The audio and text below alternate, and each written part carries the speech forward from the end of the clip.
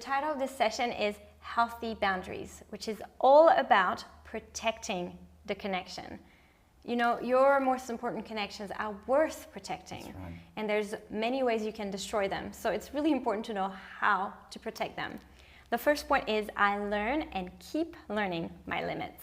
Yeah, this one is challenging. It takes a lot of humility to be the kind of person that is dialing into what's not actually going well, right? And being able to face those truths. What's wonderful about this, though, is if you can learn and continue to learn your limits, you actually get to really enjoy your life.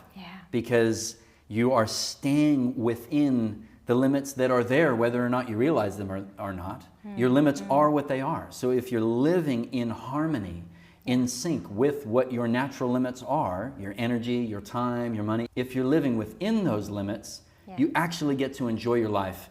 And that's really good for your relationships, right? It's fun to be with someone who is enjoying their life. So good. It's no fun to be with someone who's miserable, right? And so that's just calling it like it is. But this is a really important part of being able to actually enjoy life. And that brings us to our second point, which is I set up boundaries and I break down walls. So talk to us about that. Well, that means that you get to be in healthy relationships with everybody in your life.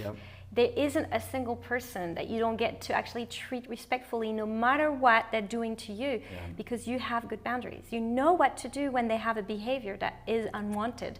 So it's really an incredible experience to go, I can live in harmony with somebody who is actually kind of scary to be around, but I have really good things in place to keep honoring them, to keep respecting them at a distance. So I get to actually really have good relationships with everyone around me. And the third point is, I set boundaries for me and let you set boundaries for you.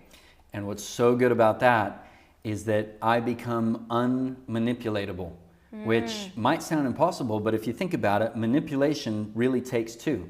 Codependency takes two. That's why it's codependency, right? It takes two to develop really unhealthy cycles, and it really actually only takes one to bust those cycles, to break out of that pattern and to create a new way. So by setting boundaries for myself, rather than expecting you to create boundaries for me, right? And letting you set boundaries for you, I actually I'm taking full responsibility from me.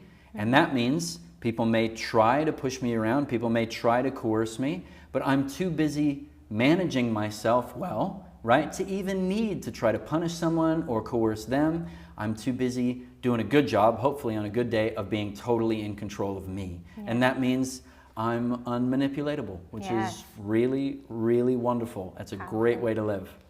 And that brings us to our fourth and final point, which is I have a plan for unmet needs. Talk to us about that. That's probably my favorite point.